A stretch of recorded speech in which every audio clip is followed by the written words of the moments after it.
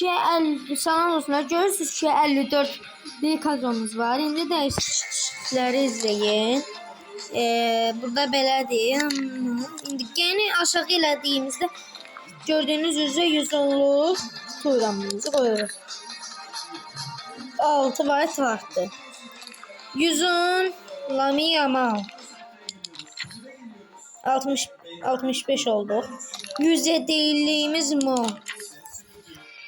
107 Mo. 107'li kapıcı Martinez.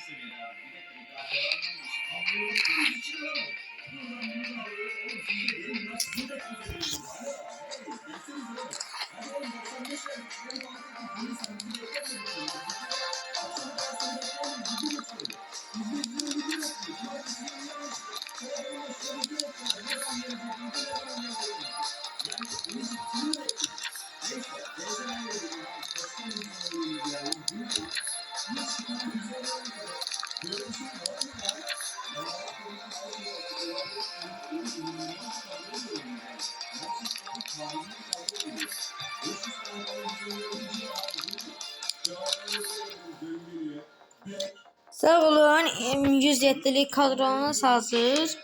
Size kadrolarımızı gösterək. 108 kadro belə. Yine 108 kadro yine eynidir. Yine eynidir. Sağ olun.